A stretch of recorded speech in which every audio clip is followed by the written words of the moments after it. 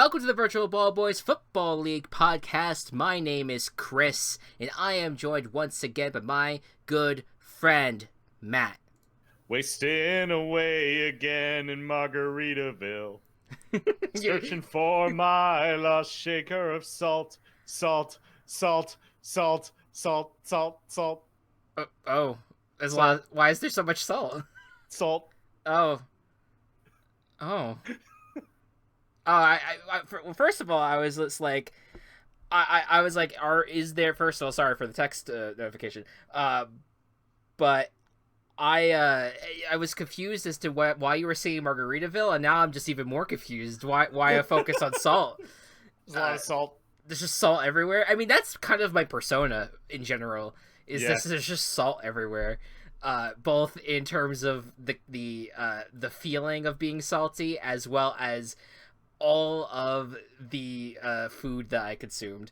But I guess there's just no further clarification needed as we begin our playoff episode of. Some people claim there's a woman to blame.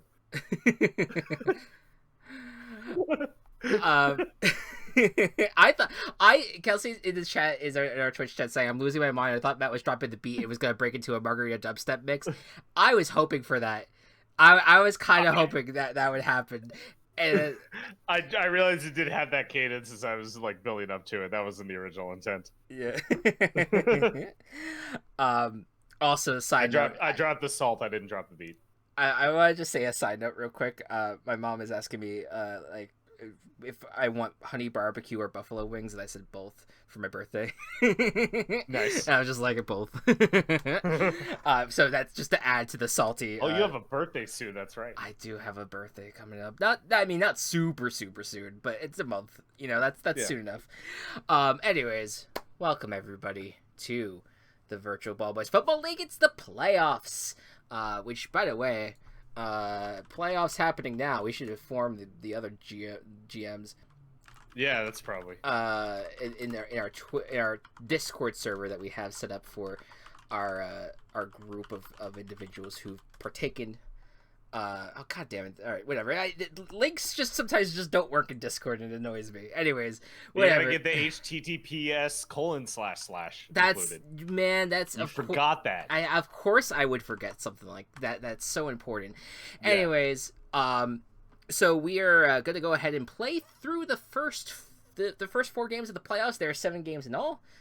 And by the end of it, we'll have a champion. Things work a little differently with the playoffs. First of all, we have this is going to be once you're out, you're out. There's no more games with that team. Yep. Unfortunately, we're going to see the end of 4 teams today, which is very upsetting. The other unfortunate thing about today is that the way that the games work.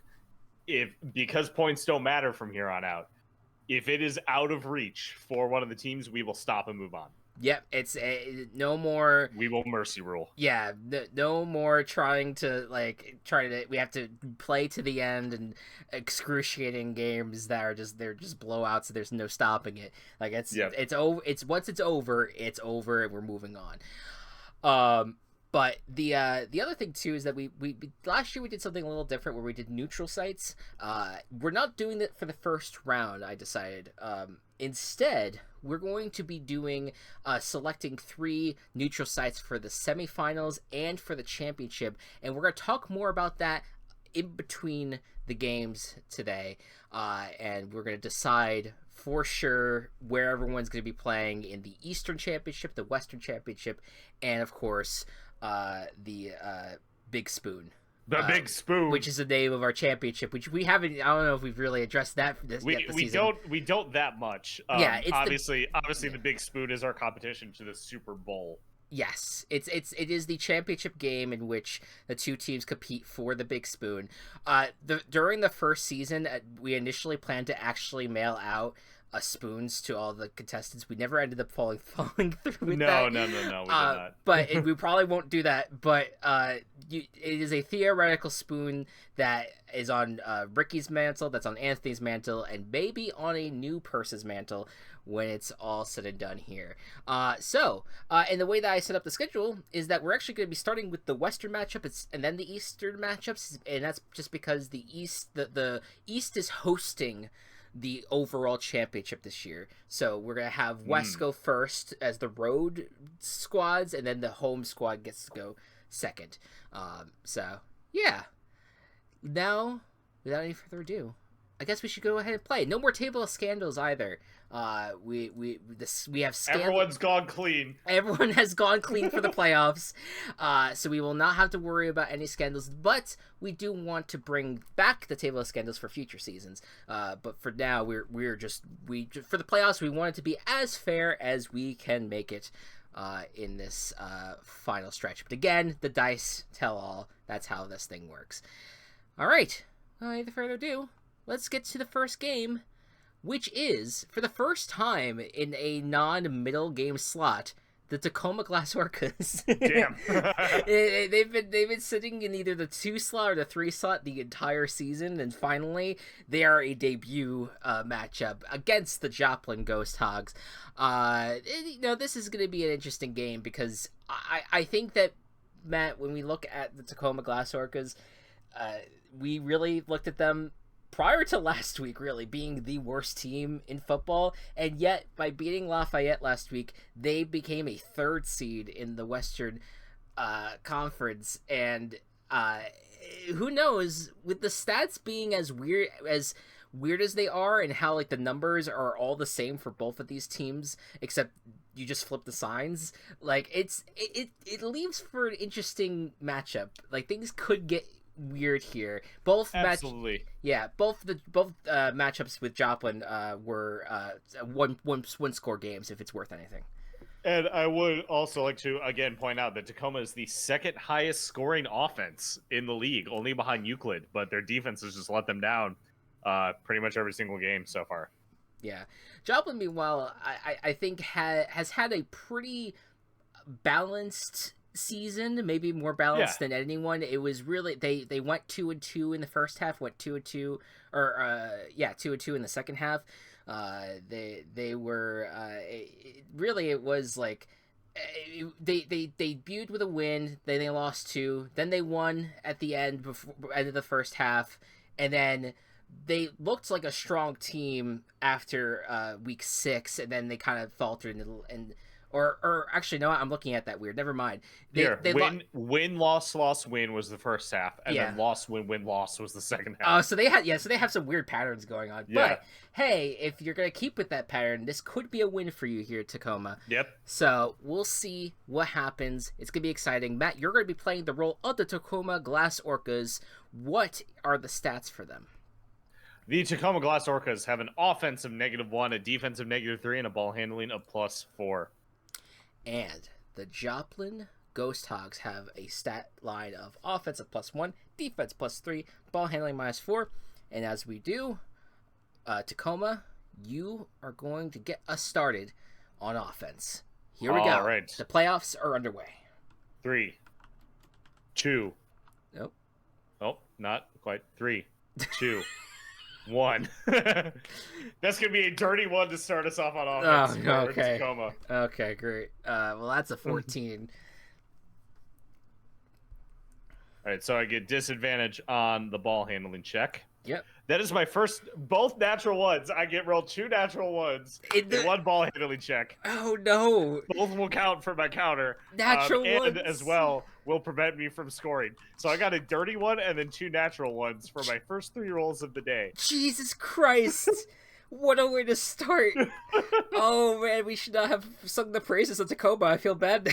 Yeah. I feel like I jinxed something there. That was a nat 20, by the way. Of course it was. I rolled a nat 20, so like it really, no matter what, this was not going to work out for the first drive for Tacoma. No. What was the attempt looking like? The attempt, I'm going to say that, God, I don't even, how can I fuck with these characters more? Oh, poor Tacoma. Oh, God. Poor Tacoma. Yeah, let's say that, Breloom was in at quarterback. And fucking Johnny Bravo or something. Reads the reads the pass super well and intercepts it. I was trying to think of something more creative, but man, No, that it's was fine. a catastrophic failure on all accounts. But they lined up for a run play. There weren't any receivers out, and Breloom still passed the ball. yeah, they thought they could rely on their great offense, and yet they got too cute. By the way, don't worry about being too creative out of the jump. We have three more games after this. Oh yeah, we have time to ride it up, for to get better at this as we go. All right, God damn. so that's a rough start for Tacoma. Joplin gets its first drive here in the middle of the first quarter, rather. Let's see how they do with their first roll here, and that is Jesus Christ, another natural 20. So there you go, Joplin Ghost Hogs score. They will score. The Ghost Hogs will. They will score. We're gonna have Black Dynamite come out, and I think that he is going to connect with Miguel O'Harris, just on a simple slant route. Chris, I need you to read that name again. O'Hara, sorry. I didn't read it. I was going off of memory, and that did not work out. So I apologize to O'Harris. Miguel O'Hara, and runs it in, and spider webs his way to the end zone, and then we're going to have none other than our good old friend Oscar Proud, friend of the show, Oscar Proud, friend of the show, come out, and that's a dirty 20, and so that is going to be a 7 points on the board in their first drive. All right, Tacoma let's see if they get some redemption here.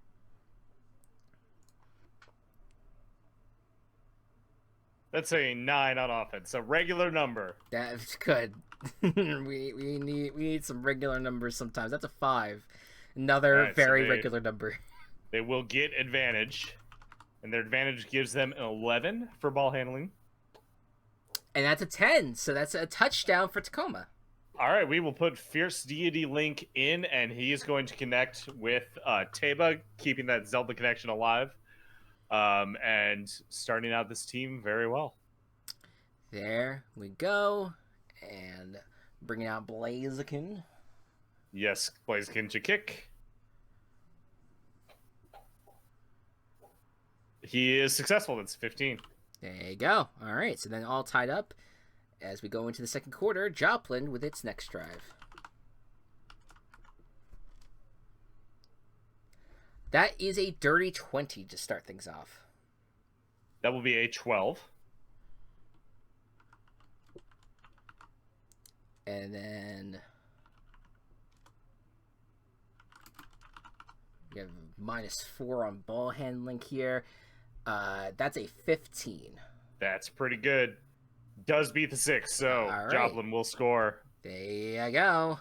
We're gonna have Major Glory come out, gonna actually hand the ball off to Mojo Jojo, who I would say has probably been the MVP for this team. I feel like he's been I'd say so. He's been wielded a lot here, and yeah, he's a veteran of Skylar's team, of course. Also was on the Ketchikan Cosmos as well.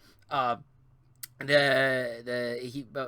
Mojo Jojo, just it's a really simple, kind of breaks a tackle and then it kind of just breaks out into the open and ultimately makes it to the end zone, gets the score, and now we'll have Oscar Proud come out and kick a extra point, which is good, and that is, we have a score of 14-7. All right, next, Tacoma with its final drive of the first half. Let's see how they'll do. They'll start out with yet another 9. That 9 is a number for them, that's for sure. That's a 7, so advantage. My advantage gives me a 13. Oh, that's a 17. Okay, so yeah. Meta Knight manages to break free with a run, but does get tackled before he's able to make it into the end zone. So Blaziken will come out and try to make the short field goal. That is an 8. That will not do it. Tacoma will No. not score on this drive. All right, so that leaves Tacoma at 7, which allows Joplin to potentially get a 2-score lead going into the halftime, but we'll see what happens. Starting out with a 16. That's pretty good, Chris. It's a pretty decent roll. That will beat a 3. Okay. Oh. Oh. There is a natural one there, but it won't count towards this. Unless you get a second one. Right. Well, that's a 7. And a 12. Okay. So field goal time it is. Field goal time it is. I will say the attempt was Major Glory. This time he was going to try to throw it down the field to Miles Morales, but Miles Morales kind of like swung maybe a little too soon, and the ball kind of like fell behind him. Kenny fell behind him and did not get the ball. So now we have Oscar Pratt coming out to kick. It is a short field goal, given the advantage. And that's a nat 20, so would not have mattered. He's golden on that. So then that does put the Joplin Ghost Hogs up by 10, 17-7 after the first half. Not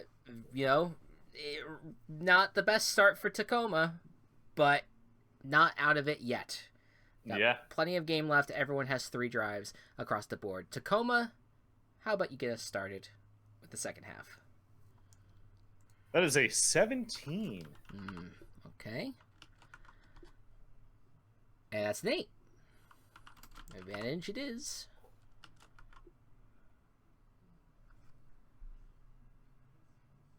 That will be a 23 with advantage. Very good rolls across the board there. Yeah.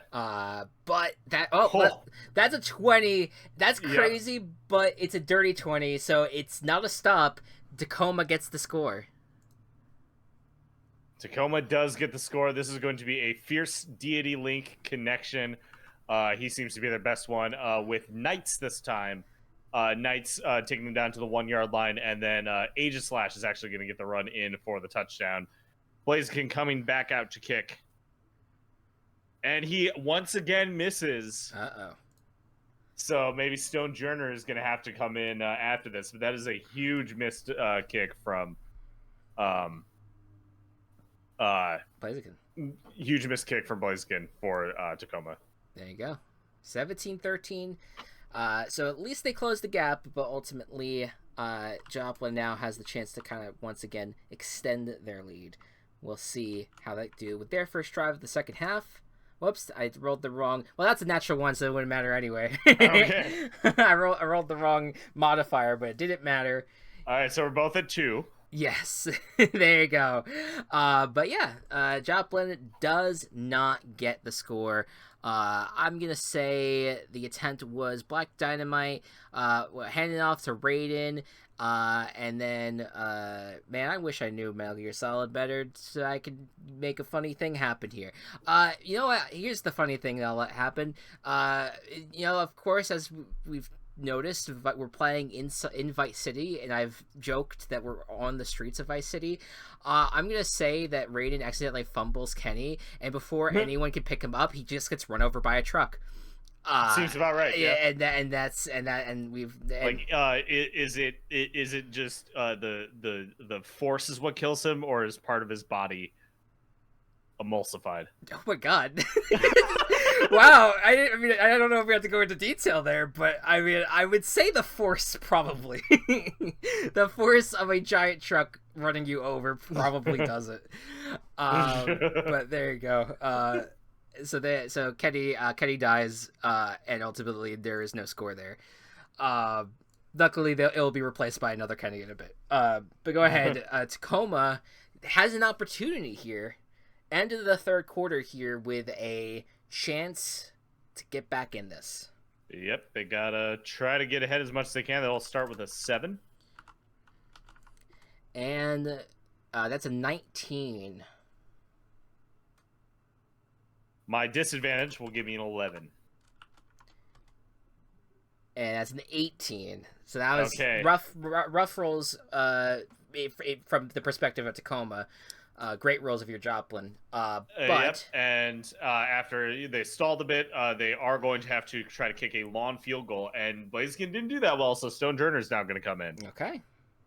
This is a long field goal here. And he was successful. That's Boom. a 17.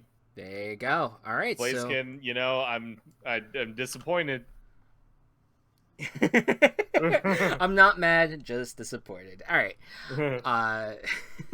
As we know, I know there might be some bias here. Matt is the biological father of Blaziken. That's not quite how that works out. And he's just mad at their child, at his child, for not kicking the field goals. Anyways, Joplin is up next. And we'll see. This is a 1-point game going into the fourth quarter, so it actually is a little interesting. Let's see how it goes for them. That's an 8 to start things off for Joplin Go Sox. That's an 11. Okay, disadvantage. Not great to have when you have a negative ball handling stat. It's okay. That's a 10, so actually that's not too bad. That's not too bad.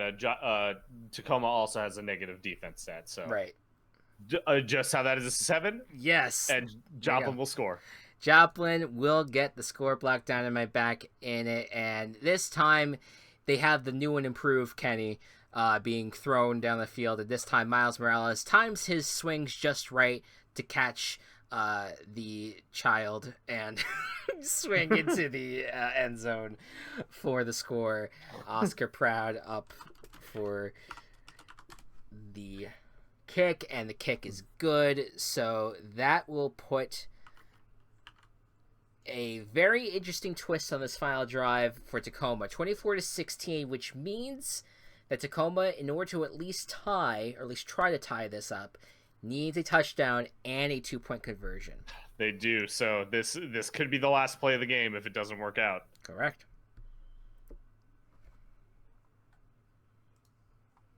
That is a natural 20. Oh, that is what needed it to happen there. Yep. That is going to give you a touchdown. What happens? Fiercely Link's eyes fucking glow.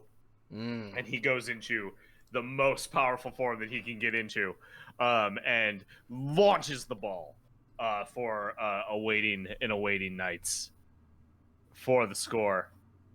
Now Meta Knight is going to line up for this 2-point conversion. I'm going to roll offense at disadvantage versus Chris's defense. Yep. It's an 11 or a dirty 1. Oh, so boy. The only way that they can get this points is if Joplin gets a natural 1. All right. And therefore loses a player. And continues the game. To tie it. Here we go. Nope. That's a 16, and Joplin's going to move on in the playoffs, and we say goodbye to the Tacoma Glass Orcas. Yes. Do you want to set up what that 2-point conversion looks like? Yep. So, like I said, Meta Knight was actually going to take the direct snap. They were being really, really cheeky with it. They got cheeky. They got cheeky with it. Yeah. However, the Johnny Bravo and Granddad were both just in the way. Yep. They were able to stuff Meta Knight's such a shorty. They were able to stuff him. Yeah. And yeah, with that, 24-22 is your final score. We will not play further. And Joplin moves on, and they have a date with either Lafayette or Westminster, which we're going to decide. We're going to play that game out in just a moment. But first things first, we're going to go back to the standby screen here, because we're going to now roll. Matt, I want you to think about what do you think the perfect setting for the Western Championship should be? Do you think it should be? We have, again, the choices we have video games. Oh, actually, I don't know if I've explained this yet for the audience. Let me go. Yeah, you may as well do that first. Yeah, do that first. So I look a little bit. So, it's going to be random depending on which category we choose. But essentially, how we're going to decide the locations is we have 3 games left, and last year how we decided the neutral sites was we basically used a random video game generator to give us a video game, and that was going to serve as the setting for that game. It was a lot of fun, and this time around we have one game that's going to be take place in a random video game, one match that's going to take place in a random TV cartoon, and another match that's going to take place in a random animated film. So it's we're choosing like from 3 different genres essentially. I'm just trying to think who do we want, what genre do we want representing the championship, and what genre do we want to have representing the semifinal games. So I will say this right now. I think video games should be the championship. All right, perfect. I'm down because for that. That's kind of our central thing. Yes. Video games for the championship. Yeah. In looking at kind of who's left, I notice more in the East. I think I noticed more. That's hard. It's hard, yeah. Might be more movies in the East, and then more shows in the West would be my guess. So let's do shows for the West. Let's do movies for the East. Perfect. So we're gonna start with the shows then. All right. In deciding the Western Championship location, and I'm gonna hit this generate button, and whatever I'm gonna try to pick one that we both know. Yes, if it's something, If it's something that you don't think either of us knows very well, we can reroll. Okay. I have a good idea that I think this one's gonna work. The location of the Western Championship will take place in the world of Avatar: The Last Airbender. That sounds pretty good. I mean, that. It's fantasy Asia, but yeah, I watched the first season, so like that's as much as I know. but I know about the different elements and that are used, and we could have fun with that. Maybe the 2 teams acquire bending abilities. We can have fun with it. Something like that. Yeah. So that will be the location of our Western Championship. That will happen on right now. Tentatively Monday will be our finale of. Can we say it's in the universe of the Legend of Korra just to make a certain group of people mad?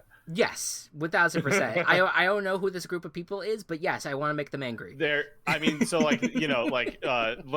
of the Korra being the sequel series to Avatar: The Last Airbender, not quite as well received, but still pretty good. But a lot of the comments towards Legend of Korra being, sexists. Oh. Because it's a female main character instead of a male one. So they're like it's Avatar gone too woke is what their opinion is. Yeah, and the way that it ends without spoiling anything, also is a thing. But Yeah. All right. Fair enough. I like I said, I am down to represent. So it's Avatar: The Legend of Korra is the world that we'll be playing the Western Championship in. All right. There we go. We shall now move back into the games, and it's Lafayette at Westminster. Winner of this game will take on Joplin, and this is our 4v1 matchup, meaning that the 4 seed is Lafayette. They are the worst team in that conference. Once again, that happened last minute essentially, but they've had a rough go of it. In terms of, they've had quite the losing streak going into the playoffs, having lost 5 straight. They have not played Westminster since week 5, and both of those games, once again, at least on paper, they do look close on paper. Forget how they ended up going. So, hey, there's potential here for something interesting to happen. But at the end of the day, Westminster is the best team in the West after beating Joplin. And so it's going to be interesting to see how this plays out. Matt, you're playing Lafayette. What is the stats for Lafayette?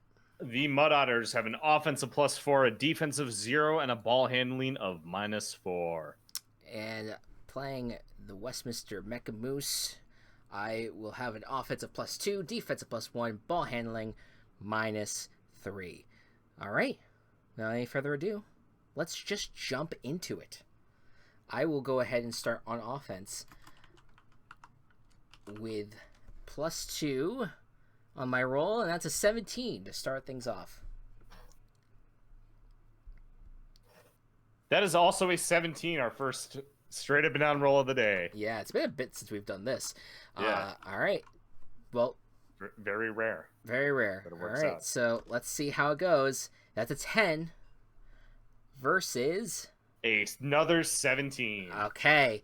I'm going to say the first attempt, we're going to have Leon Kennedy is going to hand it off to Raz, and they were going to try for a fake out. He was going to pretend to throw, but then hand it off to Raz, but the defense read that very easily, and that stopped them on third down, so they are going to go for a kick here. This needs to be a 12 since it was a straight up and down situation. And of course we have Travis Touchdown coming out to kick, and Travis Touchdown got it done, and that's 3 points on the board for Mecha Moose. Alrighty, let's go to the Mud Otters. Mud Otters coming on up, starting with a 6. All right, and that's followed up by a 17. That's magic number today. That will be a 5 with the disadvantage. Okay, and well, that's another 5. So when you have that situation, the advantage goes to the offense. That means the Mud Otters will score and take the lead. So we're going to come in with Phoenix Wright up at quarterback and Masterhand as a wide receiver, making that connection for the touchdown. There you go. And then we got Mr. L, of course, coming up to kick. I believe he's +4. Yep. And that is successful. So Lafayette taking the early lead against the division champions. There you go. 7-3. Westminster back up, end of the first quarter.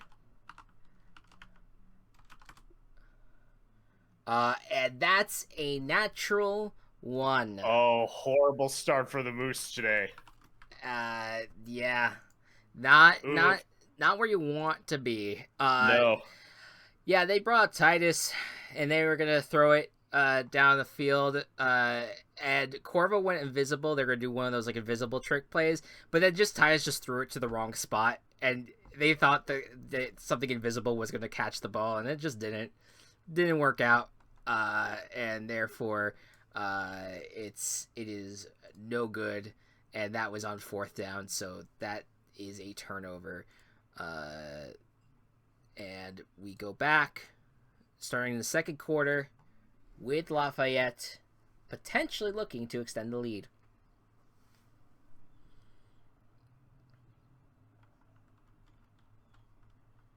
Nine on offense. That's no way. Another natural 1 for Westminster, which means that's a touchdown for Lafayette. Wow. Okay. This is going to be a handoff to Forsburn. And Forsburn is going to get the fast one on Nemesis. Nemesis unable to handle the smoke that Forsburn created. Forsburn will get in for the touchdown. There you go. I mean, the Westminster's come back from worse before. Yeah, this is a brutal start though. This is a brutal start. Yep. That is a natural 24. The kick does not change the number of points received from a kick. No. But it was a damn good kick. There you go. 14-3. And now Westminster will not be able to close the gap a ton here before the end of the half. Nope. But they gotta do something. They gotta get themselves in some sort of neat position here. That's a 14 to start things off. That'll beat the 9. Okay. For some advantage. Advantage 15. And that is a 13. Okay. So Westminster does get The touchdown. The score. Yes. The score. Leon Kennedy is going to hand it off to Master Chief, and he is going to basically kind of point in any direction because he's the leader. He's going to be pointing in the direction, just basically pointing at defenders, and everyone's just going to be running towards them and blocking them in front of Master Chief, and he's just going to run it in for a touchdown. And it is now Travis Touchdown's time to try to kick the extra point, and that's a nat 20. Very nice. That will give them 10 points. The kicking today, incredible. Yeah. Yeah. Everyone loves it. Yeah. And Lafayette now looking to extend their lead again before the end of the half. All right, let's see how they do. That's a 15 on offense. And that's 12.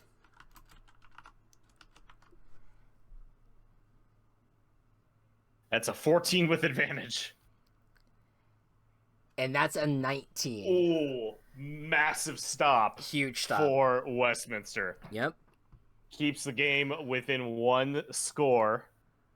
We're going to say that Spyro tried to run and do something similar to Force Burn, but the Nemesis was a little bit more aware this time.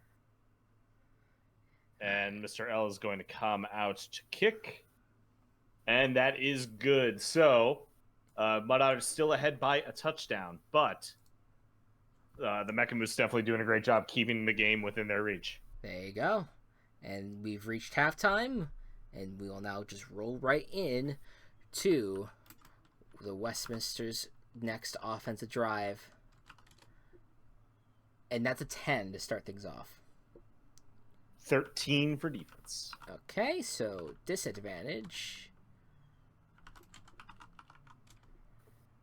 Oof, that's a -1.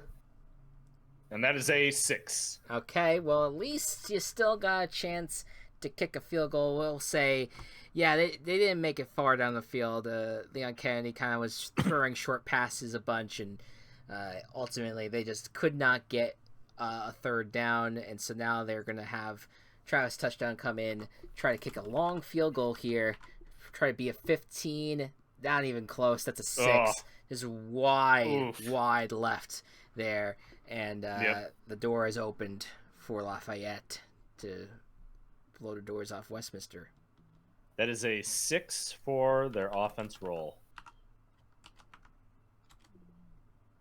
That's an 18. All right. And my disadvantage leaves me with a 4. And that's an 8. Okay, right, so Westminster's defense helping really keep them in this game. Let's see what Mr. L can do. That is a 7. Not good. No score. Okay. No score.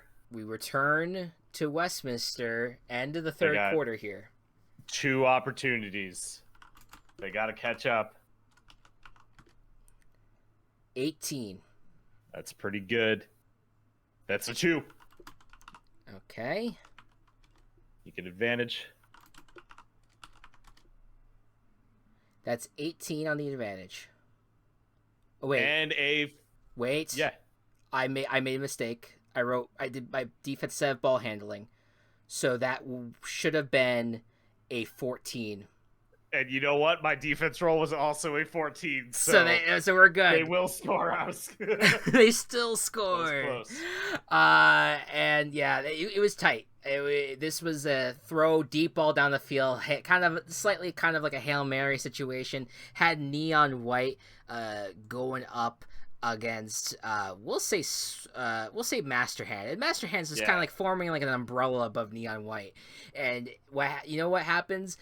Once again, using the power of the cards, Neon White throws down the yellow. I'm always gonna forget which color code is what.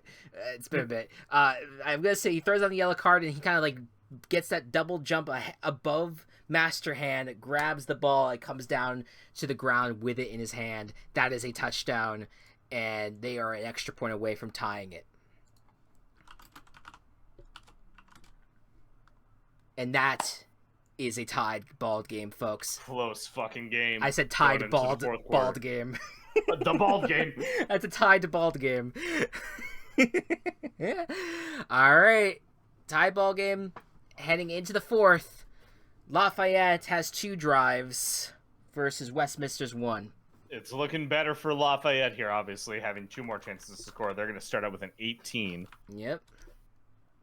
That's a 7. That is a 15 with advantage. And that's an 11, so touchdown for Lafayette.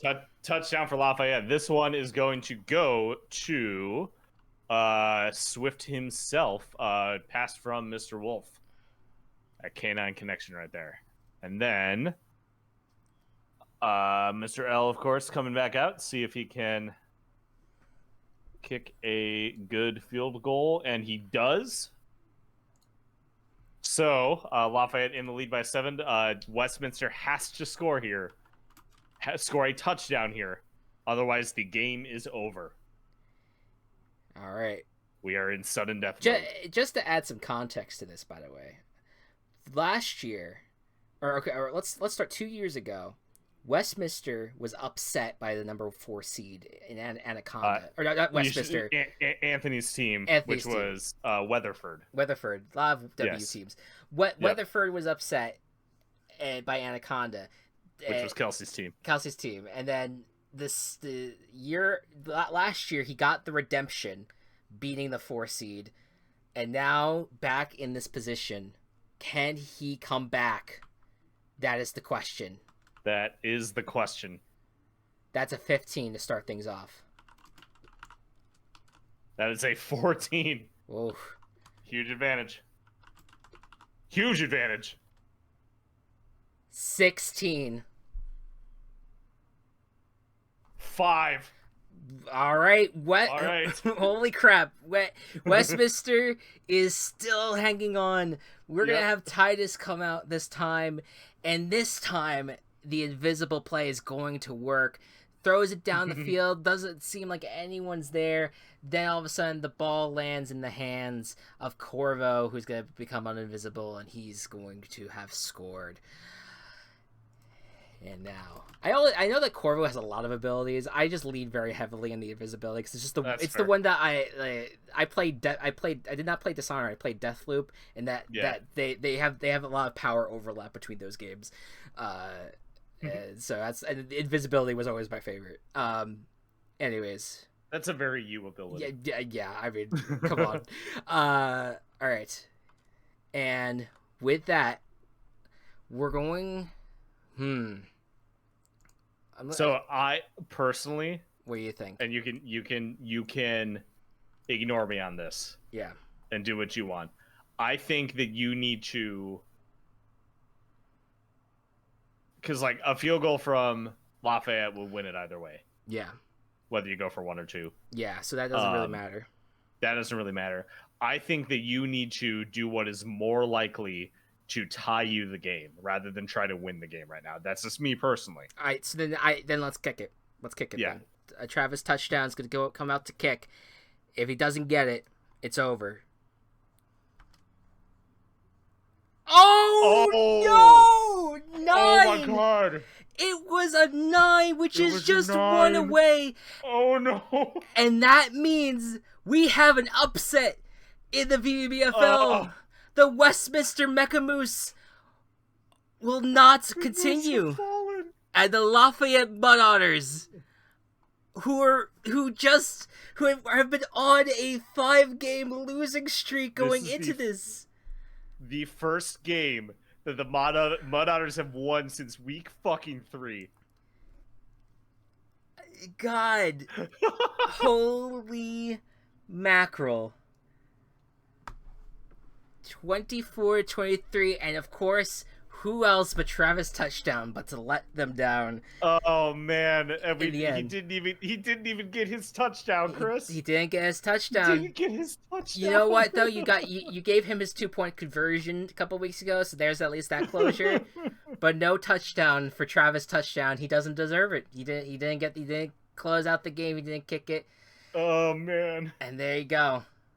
That's where we're at. I was even fucking looking for like, oh, did Chris do the wrong number? No, it was a 4 out of 5.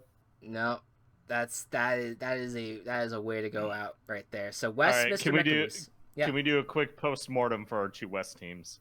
sure. So the Tacoma Glass Orcas, of course, had a very rocky start. Turned it around a little bit at the end, and then obviously we've been talking about their massive offense, but the team full of mostly Pokemon ended up still being entertaining, put in a lot of good work. And then our Mecha Moose, of course, our West champions, giving us a lot of great moments. Giving us a lot of great moments. Just losing it at the end there after their miraculous scandal comeback last week. It's heartbreaking, but that's the way the dice roll. The dice roll. It was to have the start of this game being very much natural ones, 2 natural ones in the beginning of the game. It was a rough go of it. We do have a concession speech from Anthony, which just came in to our feed here. Anthony said, "Quote: A noble opponent, a good story. I'm okay with this." Well said. And this does make things more, in my opinion, a little bit more interesting because one of our previous champions is now left the playoffs. Yeah. So we'll see what happens with Woonsocket later. But Anthony does have his title already. So like I will say to Kansas City Chief fans for the next few years, hey, let someone else have it. All right, I guess that's fair. All right. Well, we're gonna take a quick breather here. And then when we come back, we're going to, I think for this middle segment, we're going to select the location of the championship of the Big Spoon right after this. Since it's between the East and the West. Yeah. It's clever. All right, we are back, and it's time, before we get to the East side of the playoff bracket, we're going to decide which video game is going to be the location of the final battle of the season. And I am going to hit the button. Damn. All right, hold on. Oh, let's talk this one out. Okay. Do you think Super Smash Bros. Is a good idea for the final battle? It feels too it feels too on the nose. Too on the nose. There's not really it's fucking Smash, but there's not a Smash specific location other than fucking Final Destination, which would be a boring as fuck place. No, yeah. For sure. Be more creative, list. All right. Well, how about this? Kingdom Hearts 2. I unfortunately don't know enough about Kingdom Hearts, and that would also put us back into Disney movie territory. So right, all right, I'll keep going. Man, these are this one. I feel like the video game this randomizer here is really giving us a hard time because I feel like a lot of these I'm okay. Here we go. I like this one. Okay. We've done this before, actually, as a setting. But I feel like it's good to return to something that we've done before. Okay. Fall Guys. Fall Guys works. Fall Guys works, yeah. It's you colorful. Fall Guys with their upcoming collaboration with the critically acclaimed MMORPG Final Fantasy XIV. There you go.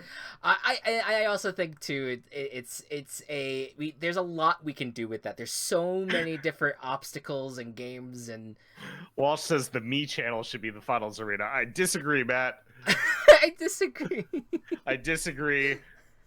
I like the idea. I don't know. I'm trying to think of what we would do with it, but it's so plain though. It's a what void. Do we just run into all of the whatever? Just the entire time. Yeah, and it also are we doing like the sea of who is there's been a couple of celebrities that people just kept on making, like Michael Jackson. Like, are we just gonna run into like a sea of Michael Jacksons? Like, okay, do you know why that's the case? No, I don't. So in Wii Music, one of the songs you could sing is "I'll Be There" by Michael Jackson and Mariah Carey. Okay. So there were a ton of me's of Michael Jackson and Mariah Carey, so that you could import them for Wii Music singing "I'll Be There, that's for you." Well, it's more like yeah, right. Heard a fucking minion speak, Jesus Christ. Listen, Matt, you and I can agree on this. Wii Music was a good fucking video game. Wii Music is a good fucking video game. Fuck anyone who says otherwise. I refuse. Just have a little bit of music talent to like understand rhythm, and you got it. Yeah, or just if you try a little bit harder than just going swinging the Wii remotes so fucking rapidly, it's a good video game. It's also just, just enjoy the novelty of it. It's weird. It's just a weird game, but like enjoy it because it's weird. That's Nintendo at its best, in my opinion. All right, let's move on. Let's get to the East matchups here. Starting off with the Sanford Possum Express at the Woonsocket Fiber Foxes. Kelsey's also just informing me that her cat Barnaby is looking at the TV every single time I speak, which is I'm going to chalk it up to me just being loud, but I hope that he just knows my voice and is recognizing it and knowing that I will be back at his place very soon. Anyways, let us talk about this matchup here. This is Woonsocket. All the playoff matchups for this first round have had games where the home team has won both previous matchups. Clearly, that doesn't really matter after what we just went through with Lafayette. Sanford has a very fascinating story of how it got here. It was one of the worst teams in the league in the first half, having lost its first 3 straight, and then won 4 straight to close out to nearly close out the year on a 5-game winning streak, but then lost to Woonsocket in the final week. They sure did. And do you want to hear the wildest part about this? Sure. So, Sanford beat both their opponents in the West, but then also beat Bennington and Euclid. The only team that Sanford has yet to beat that they faced is Woonsocket. Yeah, it's gonna be interesting. We'll see if they can come back on this. And of course, Woonsocket is Ricky's team. This is a former champion, won season 1 of the VBBFL. So it'll be interesting to see how his team does. Again, they had a very strong start with a 4-game winning streak, and then been kind of alternating between losses and wins in the second half. So will be interesting to see how it goes. I'm ready if you are. Oh, well, let's do the stats first. What are the Sanford stats? Sanford stats are +2 offense, +2 defense, and -4 on ball handling. And Woonsocket having the offensive -1, defense +5, ball handling -4. Sanford's gonna get us started on offense.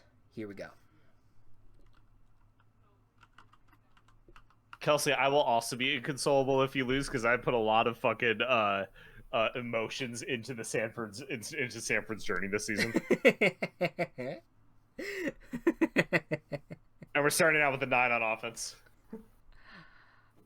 And that's a 15. That's going to be difficult against this defense because that is a natural 1, which I will start out with and have to take. So, oopsie. Sorry about that, listeners. Well, I didn't hear anything, but my microphone got a little fucked up. Okay, you're right. It'll be okay. That would have been a 21 anyway. So yeah, but not even a field goal. It is just a stop on the play. What was the attempt from Sanford? The attempt from Sanford. You know what? Just so I could shit on him potentially one last time. Experiment 110 was trying to get the ball rolling. Chunky Kong got in the way though. Can't count out Chunky Kong. Experiment 110 thought he could get by the monkey. He couldn't. I love Chunky Khan's inclusion in this league. All right, well there you go. Starting out now on offense is Woonsocket with their first drive. That's a 14 to start things off. And that is another 9 for defense. Okay, advantage. Oh, all right. Well, advantage is a -1. Let's see if Sanford can beat that. Sanford's defense gets a 9. There you go. Well, we'll hold to a field goal attempt. Yeah, let's see here. Yeah, Hawkeye had a pretty good drive going down the field, but unfortunately, just on third down, tried to throw it to Birder, and Birder dropped it. He didn't catch it this time, even though Birder is so reliable as a receiver. Dropped the ball, and maybe just some postseason nerves there. We're gonna have Stelio Cantos come out to kick a short field goal. Stelio has 4 or 5. I forgot to check back. 4. Okay. So with a 4 modifier, that is good. That's 3 points on the board for the Woonsocket Fire Foxes, and we're back to Sanford at the end of the first quarter.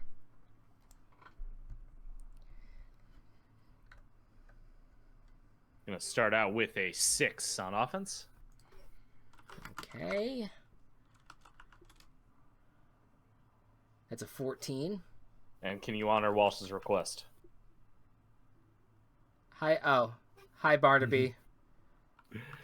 Unfortunately, my disadvantage will be a dirty 1. And that's a 24, so okay, did not work out, but field goal. Did not work out.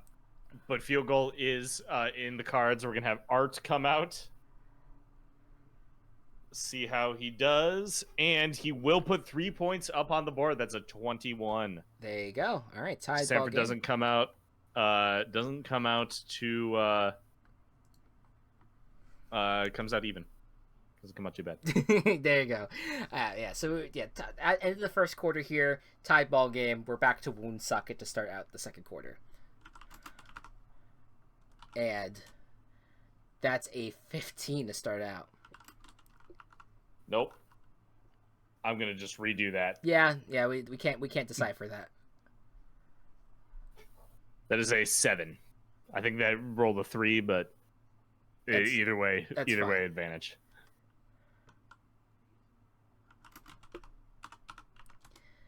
And that's a natural 1, but it doesn't count. Instead, 0 is the number. But okay, Woonsocket does go to the. No. Another natural 1 for myself. Okay. So that's a touchdown. That is a touchdown. Okay, for a second, just by getting a natural 1 and you getting a 0, the natural 1 does not count because of the advantage. Yeah, that's how it breaks. Touchdown for Woonsocket. Hawkeye back at it. He is going to push the Katamari in the direction of let's say Dalsum. Is that who it is? That's the name of the character, right? Yes. Sure. And I still believe that this guy is like I keep on picturing this person levitating. I don't think that's the case, but I'm just gonna say he's gonna use his mind to just push the Katamari into the end zone and therefore get the touchdown. And we're gonna have Steeler Cantos come out to kick. Yeah, we have not had Kick Batowski yet to chat kicks yet. Kick. Weirdly, it breaks out in this stadium. Oh, that is no good. So that leaves us 9-3 at the start of the second quarter here. Now we're on to the middle of the second quarter. Sanford with its final drive of the first half. Kelsey, it doesn't make me feel any fucking better. Kelsey's just gonna. Kelsey is in the owner's box, and you just see her standing there. Like it's like any of the owners that you watch on the NFL that are watching like their team get beat up. They just are like stoic, but you could tell the frustration on their face. You can tell they're pissed off. That's a 6 on offense. All right. The rolls for offense have also been kind of disappointing for Sanford. But that's a natural one, much needed for Sanford. Oh man! All right, does that bring us both to 2 now? That does bring us both to 2. All right, so Sanford will score then. This is gonna be the we gotta get the Scottish connection to start out, Chris. Yeah, we gotta. Kelsey, you could always send it to the Virtual Ball Boys server if you would like. Yeah, the Scottish connection. Lord MacGuffin to Lady Cluck. I don't even know if Lady Cluck is Scottish. She's probably not. But that is good enough for the touchdown. Art is going to come out for the extra point. It's a 23. Sanford takes the lead. There you go. I will say, Walsh in the chat just said, I have a suspicion over who rolls better, Matt or Chris, but I'll never tell them. And that breaks me inside. It's Chris. It's Chris. That makes it's me... absolutely Chris. No, that makes me so, like, panicked in my own mind. But yes, the Sanford did take the lead 10-9, and Woonsocket with its final drive of the first half. Let's see how they do. Oh, wait, whoops. That should be a 10. Okay.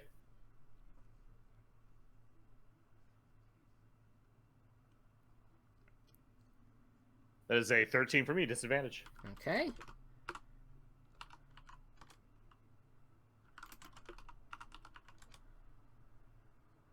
Three. And a 21. There you go. Beast Titan came out, and he just has trouble kind of grasping, like he has big hands, but like getting like dealing with the Katamari is just kind of weird. Katamari just has like a weird texture to it that he's just not. It's hard for him to grab it. So as the ball is like hiked to him, he kind of like struggles and kind of fumbles the ball. And there to pick it up is going to be the MVP of Sanford Positive Express, Lucia, to pick it up. And but we are going to kick a field goal. It is a distant field goal, but it is a field goal nonetheless. They do have the chance, but not a chance. That was a 7. Not with that one though. That did not work out. So it remains 10-9 going into the half. Sanford up by 1. All right, Sanford back up to start the second half on offense.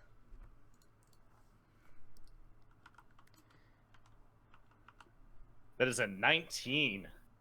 Okay. That is an 18. Holy shit. So advantage. Not often you get advantage against Woonsocket. However, that advantage is only going to be a 5. And that's a 12. Okay. But up for a field goal at least. Yep. Lord MacGuffin dump pass to Fred the Meerkat did not turn into much. Is the Meerkat Scottish? If the Meerkat's Scottish, that's awesome. That we just have a very Scottish team. Sanford with their home stadium in Agrabah. With their home stadium in Agrabah, yeah. Yeah, you know, the Scottish Arab connection is strong. Very, very, yeah, exactly. Art is going to come out for the kick. That is a 21 that will succeed. All right. So putting a little bit more distance between them and the Fiber Foxes. Okay. 13-9, Woonsocket with their first drive of the second half here. That's an 18. That's pretty good. That's pretty good. And that's a 9. Okay, advantage. That's a natural 20. That will beat it no matter what. So that is a touchdown for Woonsocket. Beast Titan's getting a hang of this Katamari here. It's gonna push it in the direction, and I think LeBron James and Tony the Tiger are gonna work together to kind of like push the Katamari together into the end zone for the touchdown. And we're gonna have Steeler Countess come out to get the kick. And the kick is good, so that puts us at a 16-13 game.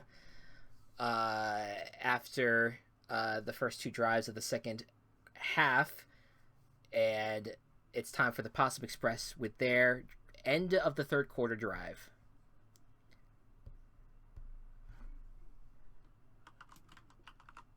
They definitely want to score here. That's going to start with a 14. And that's a 9, so advantage. Advantage, always a good thing. That'll be a 10. And that's an 18. Okay, so Possum Express do get the chance to tie it up. Unfortunately, Luis and Chenpo, despite their strength, were not able to stop Reinhardt from getting to the quarterback here. However, Art is once again going to come out. Powerline is really cheering him on, sitting eye to eye on the sideline, hyping up his fellow kicker. And that was an advantage, so I got to be the 10. Yep. And I do that as a dirty 20. Art is having a day, and the game is now tied going into the fourth quarter. Though Woonsocket does have 2 more chances than the Possums do. Indeed. Let's see what happens. Woonsocket.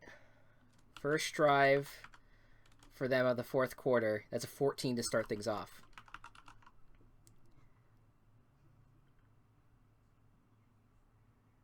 That is a 5. Okay, advantage. That's a natural 20. Woonsocket coming alive. What's the what? I don't know, you're on offense. I know, but what's the defensive role? Oh, that's true. I mean, it doesn't matter. Well, 7. Yeah, if we got in that 20, then we had a conversation. But I mean, that would have been that was the ball handler role, so you would have scored. Oh, that's still. Right. That's right. I forgot about that. That's what we decided. All right. Yeah. There you go. Woonsocket is now trying to get things going. Hawkeye's back out at quarterback, and this time is going to, I think, gonna actually try to use a Katamari. They have obviously a bunch of Katamaris because you have footballs. You have a lot of footballs that you play with. So he's gonna use one of the smaller Katamaris and shoot it up into the air, and so it has a really nice spin to it. So it gets a lot of distance, and it was a slam dunk into the hands of Lucio in the end zone for the touchdown, and Stelio Cantos with the kick. And the kick is good. It is now 23-16, and to stay in this, Sanford needs a touchdown. Yes, they do. They need a touchdown in order to tie. We've sung this song before. Yep. It's a sad song. It's an old tale from way back when. It's a sad song. And that's going to do it. That was a natural 1 by Sanford. No score. And we're going to sit it again. And the Woonsocket Fiber Foxes are going on to the next round. Oh, man. Yeah. How it goes down, unfortunately. Yep, that is how it happens. Sanford, unfortunately, their Achilles heel this entire fucking season has been the Woonsocket Fiber Foxes. Yeah.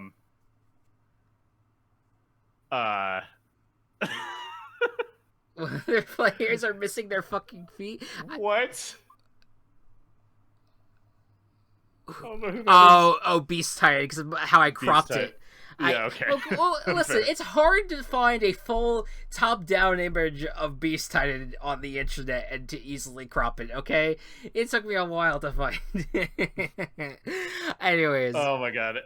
The Sanford Possum Express, despite their tumultuous start, quickly became one of my favorite teams to root for this season. Both because of their incredible both because of their incredible comeback, but also their team composition really felt like a very creative way of creating a team. So I will miss the Possum Express greatly. Choo choo, choo choo. Yeah, absolutely. Possum noise. Also, the chat has popped off about Beast Titan's front butt. Front butt. That is a front butt. Which is that is a front butt indeed. This is just the story of this season. Unfortunately, they've had streaks. It's been a very streaky year for Sanford, having started 0-3, then 4-3, and now it kind of makes sense that you end on 2 losses in a row. But it was to the same team, and they just could not get over the Woonsocket hump. But Woonsocket, hey, they were considered the best team in the league earlier in the year before they kind of had a little bit of fumble here and there, and that's going to now they're in the position to potentially get to the championship if they can overcome their opponent in the semifinal, which will be either the Bennington Birchcats or the Euclid Poker. But before we do that, we have one last location to decide. We go back to the screen here. We're gonna have the Eastern Championship take place in a random animated film universe. And I'm gonna generate that now, and we are going to come up with. You know what? I think this is fitting. We're gonna have we're gonna live the legacy of the Possum Express with one of their team members' universes. It is the universe of Mulan. Is gonna is gonna be which like it's well. Hold on. So we have Avatar and Mulan. I mean, it's we have similar. Avatar. We do have China. Yeah, it's just China. Yeah. Yeah. Yeah, we got two like similar like fighting based. We can make it work. Mulan can be the soldier training camp. Yes, yeah. No, while Make a Man Out of You is playing the entire time. Yeah, no, it works out. Avatar can or the Legend of Korra can be could be the fucking pro bending arena from the start of Legend of Korra. Yeah, and then Fall Guys is just Fall Guys. You're running around as if you're like playing gymnastics when you're 6 years old. Yep. like on those little like colorful mats and stuff. But there you go. And so that's going to be the location of the Eastern Championship, which will be between Woonsocket and one of these two teams. Kelsey says the main street that grandma walks around blindfolded. That's very good. That's also a very good idea for the location of that. All right, here we go. This is Euclid being the 1 seed in the East, and by default, ultimately being the best team on record of the season. Euclid Pokedeer going up against the 4 seed Bennington Birchcats, who overall had a kind of an up and down year. They did have a 3-game losing streak. They lost 4 of their last 5 essentially. Their only win in the last 5 weeks was in week 7 against Woonsocket. But they lost both times to Euclid, and the second time it was not close. No, not at all. Kelsey is also yelling at us that we need to decide on a halftime show. Oh, for the big. We haven't booked anyone yet, but I'm sure we can get someone last minute. Taylor Swift turned down the Super Bowl, so maybe we could get her. That's true. I know that everyone across universes wants to be the halftime performance of the Big Spoon. No, the Big Spoon is the name of our championship. No, big. In the chat, Kelsey's saying Kelsey. Big Spoon is the halftime performer. No, that is not the case. No. If there's an artist named Big Spoon, and we apologize for any of the confusion. Yes. But no, we'll figure that out eventually. All right, Matt, you're playing the Bennington Birchcats. Where are their stats? The Bennington Birchcats are an offensive -3, a defensive -3, and a ball handling of +6. Kelsey says, I think the halftime performer should be the entire glass of half and half Chris drank at a Boy Scout banquet when he was 6. Why is that relevant? Why is that even remotely relevant to this entire conversation? That is very weird of you to bring up. I with all of the conversations that I've had with Kelsey today, this seems like one of the tamest things she said. But I'm just saying in terms of the lateral movement of the conversation, was not expecting it to go there. Anyways, Euclid's stats are +4 on offense, -5 on defense, +1 ball handling. It is a battle between Walsh's team, Bennington, and Nick's team and Euclid. Let's see how it goes. Euclid will get the kickoff here.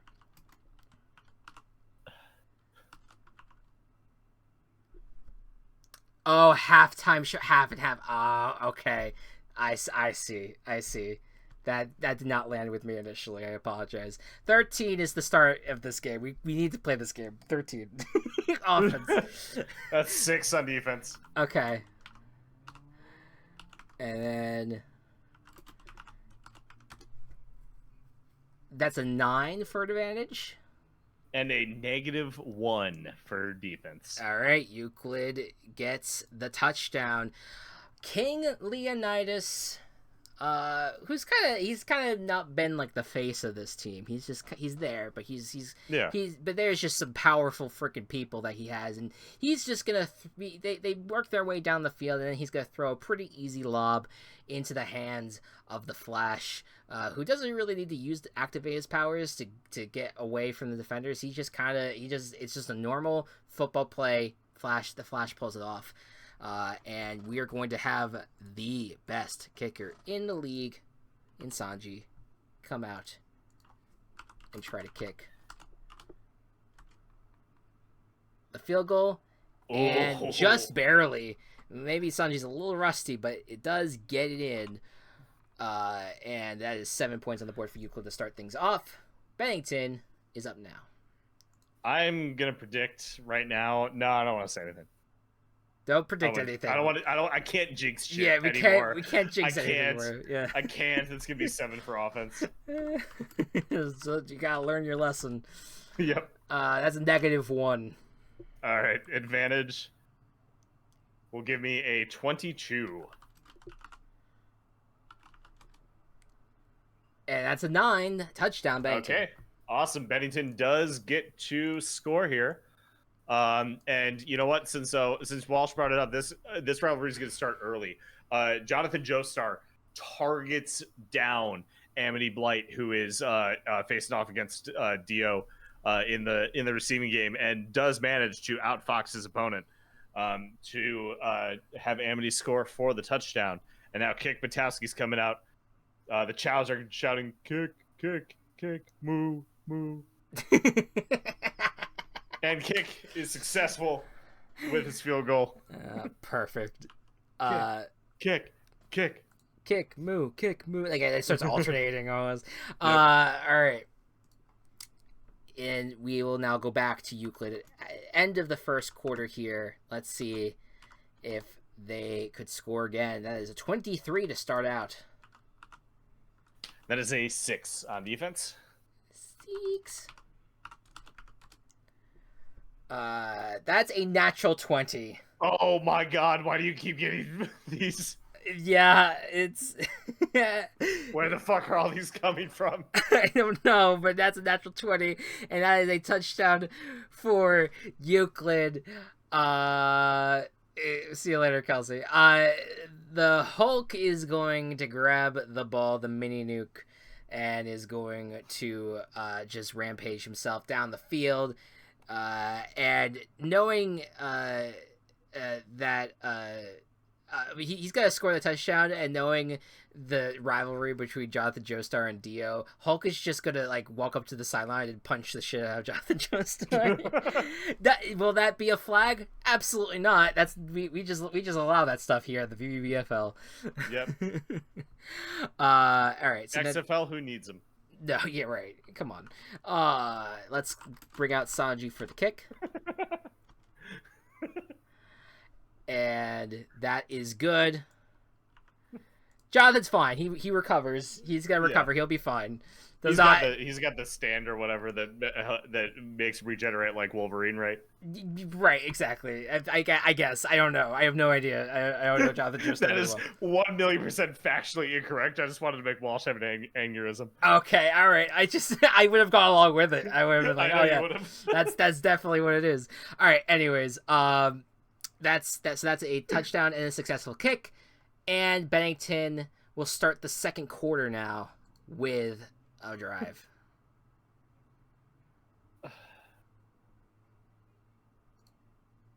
That's a 4 on offense. Okay. That's a 3 against this defense. Ooh. Against this defense, a 4 can do it for advantage. It'll be a 13.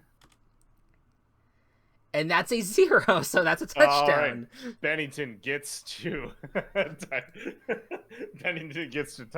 it up. I'm laughing at what Walsh said in the chat. Walsh animation is typing like a crazy person. Yep. This one is going to be a Static Shock touchdown. Actually, Static Shock does get in between M. Bison and Mike Tyson, but manages to get the ball with his special staticky powers. Kick Patowski's going to come out. The chance for kick. Begin. Kick. He does it. There you go. It is a success. Tied ball game. We have scored on every single drive thus far. We sure have. Which that reminiscent of last week's game between Bennington and Euclid. All right, Euclid with its final drive of the first half. Let's see how they do it. That's a 9 to start things off. And a 3. Okay.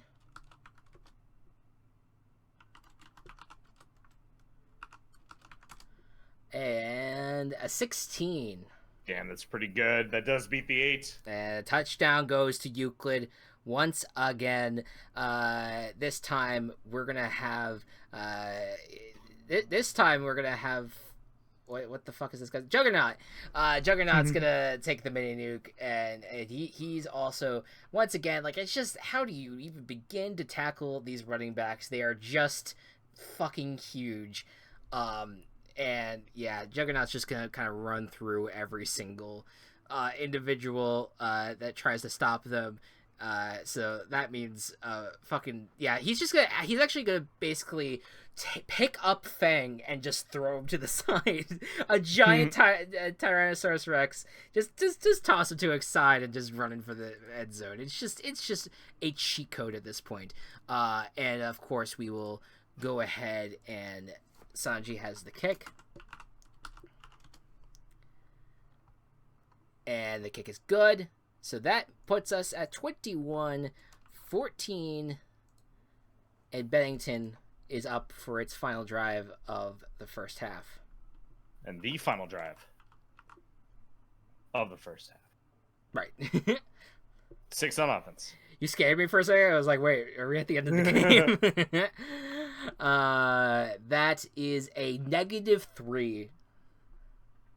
Jesus Christ. How does a team with 3 defenders have this bad of a defense? Yeah. 12 for ball handling check. And that's a 5, so touchdown again for Bennington. Bennington gets to score.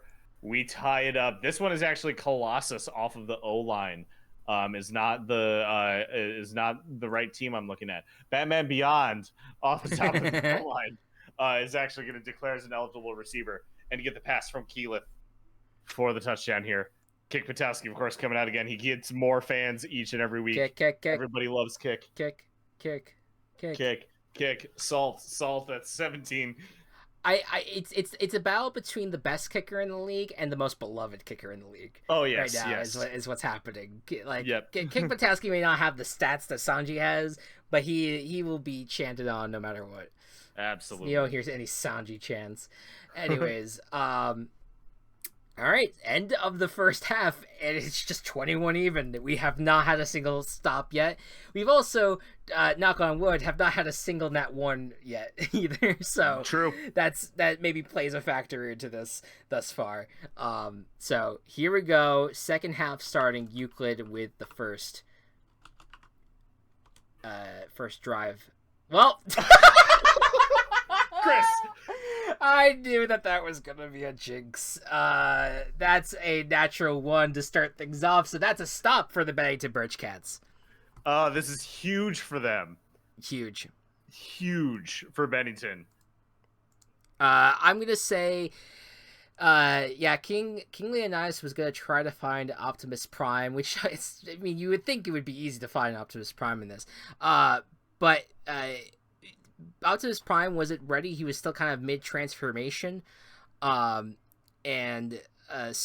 I'm gonna say that this time Fang gets his revenge, kind of catching the mini nuke in his jaws, and kind of starts rampaging down the field. Doesn't get a touchdown, obviously, but ultimately gets the turnover, and that is gonna toss it back to Bennington.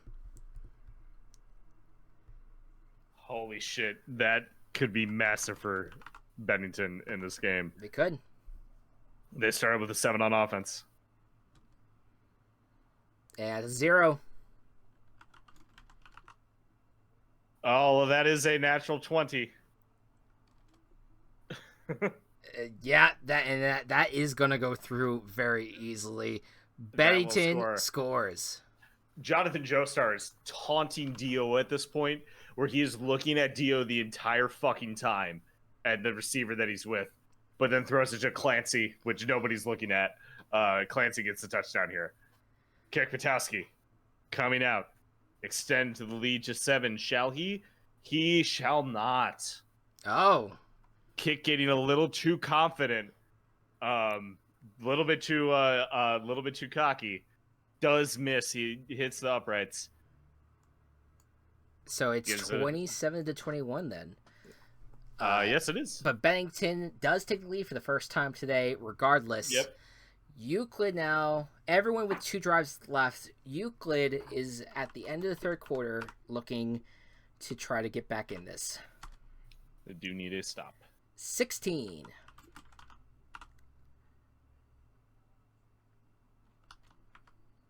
That will beat my 7.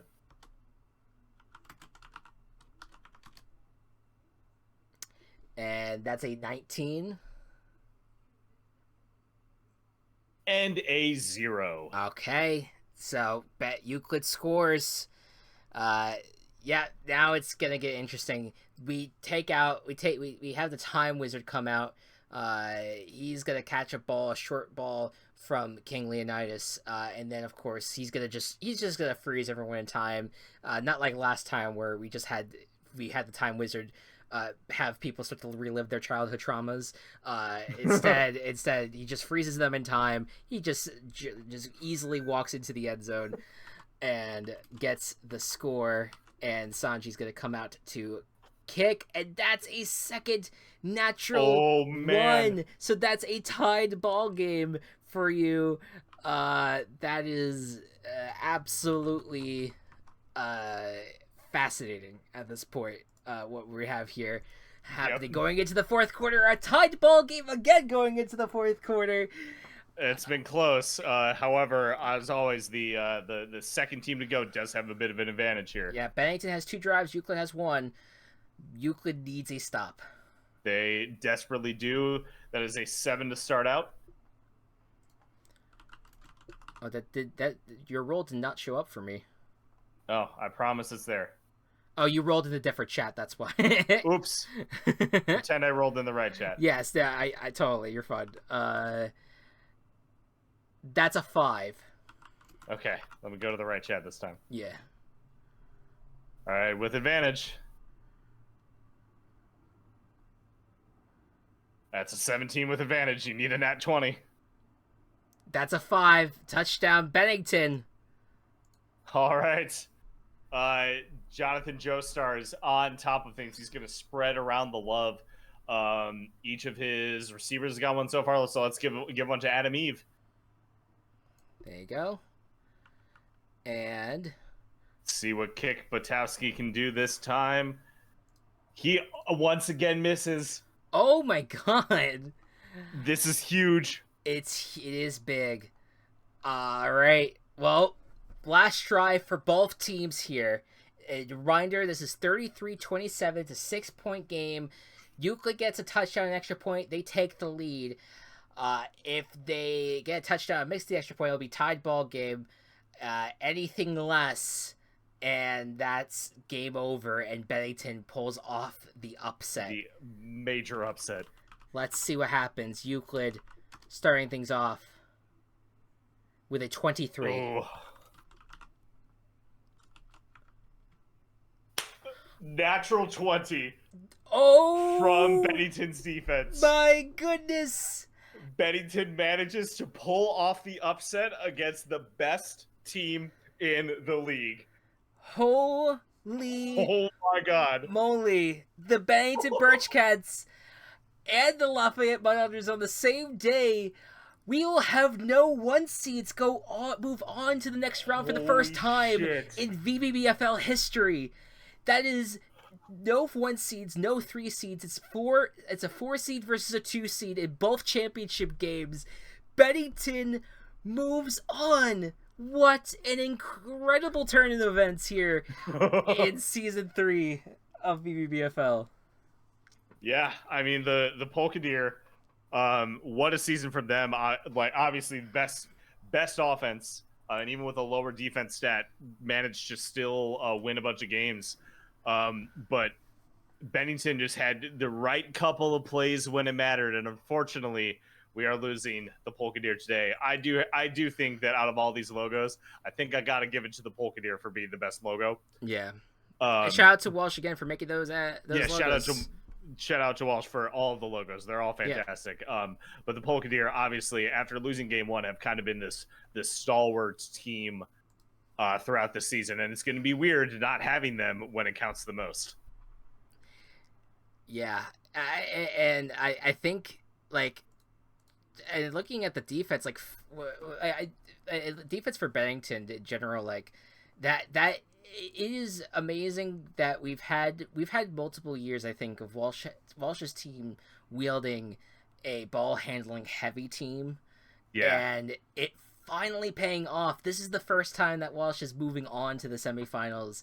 Is super exciting. But yeah, Nick has been such a trooper during this entire process, and he's been listening to the podcast. He's been he's really been like really participating essentially in this league in the best way that he can. So I really want to shout out Nick, and he's been such a great sport during this, and I know that he'll probably have some sort of scathing statement, which is fine. That's like he could yell at me for cursing his team with natural one to start. And you know what? I would like to give out an award for being a brand new coach to the league, and taking over a spot and having the best record in football. I would like to present Nick with General Manager of the Year. Oh wow! There you go. We don't. Is this a sanctioned award? I don't know, but hey, I don't know. It's here. I guess you got it.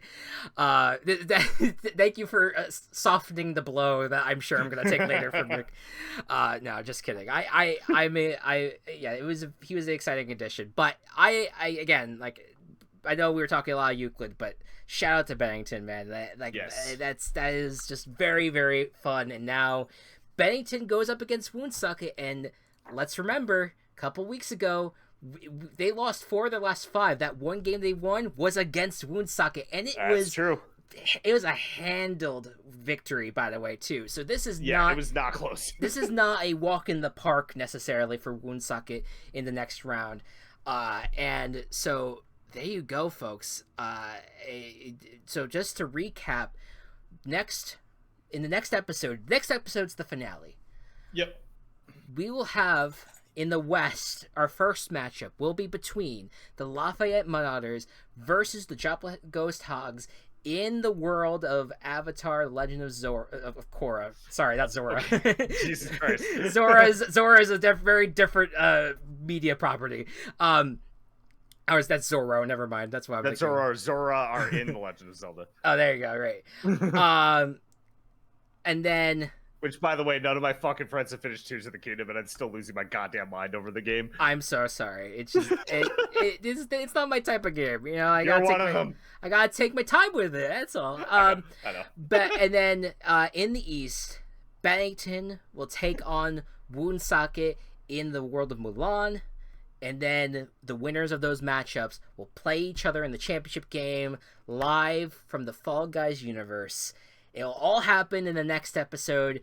It will also be our season finale, not just for VBBFL, but for VBB in general, as we move forward into the new NFL season and start our 5th season of the VBB, which is just insane to say out loud. Yeah. Very exciting stuff. Matt, as always, thank you so much for being part of this, and I thank you all so much for listening. It's been a blast. We'll crown a champion very soon, and we'll see you then next week. Good night and good ball. Virtual Ball Boys has been brought to you by Team Chaos Productions. Find us on Twitter at Virtual Ball Boys and find more of our work at Team Chaos Pods.